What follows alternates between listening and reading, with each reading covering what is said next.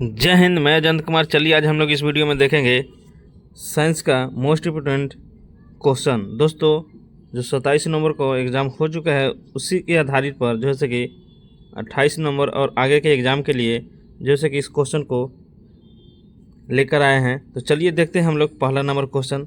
जितने भी साथी हैं एग्ज़ाम हॉल में जाने से पहले इस वीडियो को ज़रूर देखकर जाएँ, ताकि जैसे कि आपका 2 से 3 क्वेश्चन आपको जैसे कि यहाँ से देखने को मिलेगा।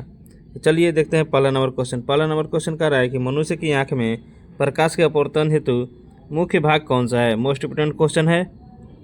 इस चैप्टर से 2 क्वेश्चन पूछा जा चुका है 27 तारीख में।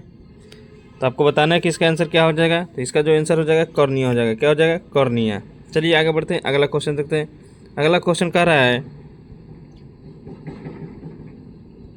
कि किस धातु का उपयोग न्यूक्लियर रिएक्टर के कंट्रोल रॉड में होता है। तो आपको बताना है किस में कौन होता है। तो ये जो होता है कैडमियम होता है। कौन होता है? कैडमियम होता है। चलिए आगे बढ़ते हैं, अगला क्वेश्चन देखते हैं। अगला क्वेश्चन कह रहा है कि एटीपी मुख्य रूप से कहाँ संश्लेषित होता है। तो कहाँ होता है आपको बताना है। तो ये जो होता है गोल्जी बॉडी में होता है। कहाँ होता है? गोल्जी बॉडी में।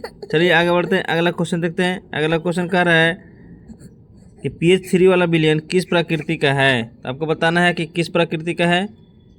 तो ये जो है अम्लीय है। कैसा है? अम्लीय है, क्योंकि 7 से जो जिसका pH मान होता है वो अम्लीय होता है, कम होता है, और 7 से जो बड़ा होता है उसका हो जाता है क्षारीय, और 7 के बराबर क्या होता है? उदासीन। ये भी याद रखेंगे। चलिए आगे बढ़ते हैं, अगला क्वेश्चन देखते हैं। कह रहा है कि कौन सी तरंग निर्वात में भी चल सकती है। मोस्ट इंपोर्टेंट क्वेश्चन है। तो कौन चल सकता है? तो ये जो चल सकता है विद्युत चुंबकीय तरंग। कौन चल सकता है? विद्युत चुंबकीय तरंग। कौन चल सकता है? विद्युत चुंबकीय तरंग। चलिए आगे देखते हैं, अगला क्वेश्चन कह रहा है कि पौधों में जल परिवहन मुख्य रूप से किससे होता है। तो किससे होता है आपको बताना है। तो ये जो होता है जाइलम से होता है। किस होता है? जाइलम से। और भोजन किससे पहुंचता है? फ्लोएम से। तो ये भी याद रखेंगे। तो इसका आंसर क्या हो जाएगा? जाइलम हो जाएगा। चलिए आगे बढ़ते हैं, अगला क्वेश्चन देखते हैं। अगला क्वेश्चन कह रहा है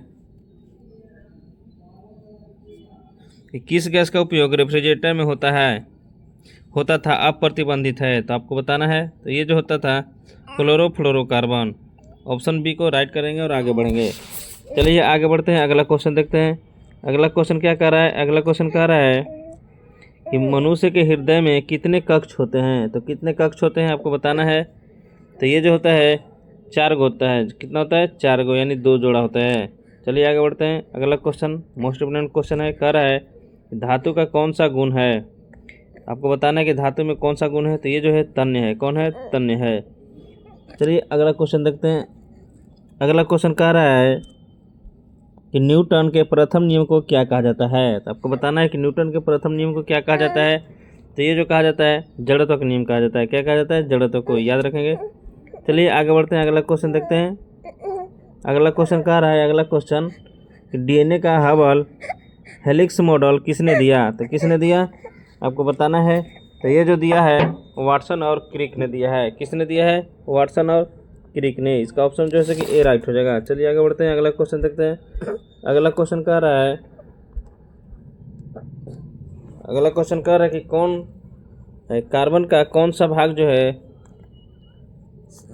कौन सा रूप जो है कठोरतम है। तो आपको बताना है कि कौन सबसे कठोर है। तो जो कठोर है वो है आपको बताना है। तो ये है हीरा। कौन है? हीरा।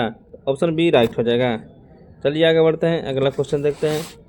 अगला क्वेश्चन कह रहा है कि मनुष्य के रक्त का पीएच मान कितना होता है। तो मनुष्य का रक्त का पीएच मान कितना होता है। तो ये जो होता है 7.4 होता है। कितना होता है?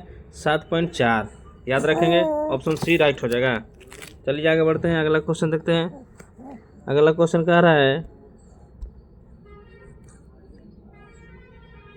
कि ध्वनि की चाल किस माध्यम में सबसे अधिक होती है। आपको बताना है कि ध्वनि की चाल किस माध्यम में सबसे अधिक होती है। तो ये जो होता है ठोस में होता है। और प्रकाश की चाल किस में होता है अधिक। तो ये होता है निर्वात में। ये भी याद रखेंगे कि प्रकाश की चाल जो होता है सबसे अधिक निर्वात में होता है। चलिए आगे बढ़ते हैं, अगला क्वेश्चन देखते हैं। अगला क्वेश्चन कह रहा है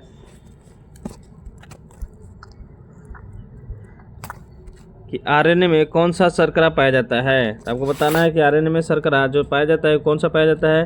तो पाया जाता है राइबोज पाया जाता है। क्या पाया जाता है? राइबोज। चलिए आगे बढ़ते हैं, अगला क्वेश्चन देखते हैं। अगला क्वेश्चन कह रहा है कि एक वस्तु में, क्या कह रहा है, एक वस्तु में इलेक्ट्रॉन की कमी होने पर वह क्या होता है? वो जो होता है धन आवेशित होता है। क्या होता है? धन आवेशित। चलिए आगे बढ़ते हैं, अगला क्वेश्चन देखते हैं। अगला क्वेश्चन कह रहा है कि पेंसिलिन का खोज किसने किया था? मोस्ट इंपॉर्टेंट क्वेश्चन है, 5 स्टार क्वेश्चन है।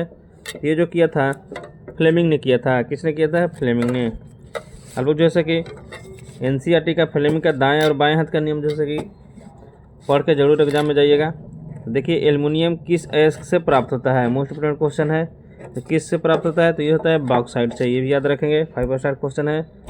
आगे कह रहा है कि किस अंग को रक्त बैंक कहा जाता है? तो किसको कहा जाता है? ये जो कहा जाता है फ्लिया को कहा जाता है। नेक्स्ट नंबर क्वेश्चन कह रहा है कि कौन सा अम्ल जो है पेट में पाया जाता है? 5 स्टार क्वेश्चन है। तो कौन सा पाया जाता है? तो ये जो पाया जाता है HCl यानी हाइड्रोक्लोरिक अम्ल। चलिए नेक्स्ट नंबर क्वेश्चन देखते हैं। कह रहा है कि प्रकाश की चाल अधिकतम किस में होती है? तो प्रकाश की चाल अधिकतम किस में होती है? अभी जस्ट पहले बताए हैं। तो ये जो होती है निर्वात में होती है। किस में होती है? निर्वात में। तो इसका जो राइट आंसर हो जाएगा ऑप्शन डी हो जाएगा। चलिए नेक्स्ट नंबर क्वेश्चन देखते हैं। नेक्स्ट नंबर क्वेश्चन कह रहा है कि प्रकाश संश्लेषण की क्रिया कहाँ होती है? तो कहाँ होती है? तो ये जो होती है क्लोरोप्लास्ट में होती है। कहाँ होती है? क्लोरोप्लास्ट में। अगला क्वेश्चन कह रहा है कि बिजली में प्रयोग होने वाली फ्यूज तार किस धातु से बनी होती है? तो ये जो बनी होती है टिन शीशा की मिश्र धातु, जिसको क्या बोला जाता है? फिलामेंट बोला जाता है। चलिए आगे देखते हैं, अगला क्वेश्चन देखते हैं। अगला क्वेश्चन कह रहा है कि किस हार्मोन को आपातकालीन हार्मोन कहा जाता है? तो किसको कहा जाता है? याद रखेंगे आप, जो इसका आंसर हो जाएगा एड्रेनालिन। क्या हो जाएगा? एड्रेनालिन। चलिए इस वीडियो का लास्ट क्वेश्चन देखते हैं। कह रहा है कि धातुओं का जंग लगना किसका उदाहरण है? तो किसका उदाहरण है? ये है ऑक्सीकरण का।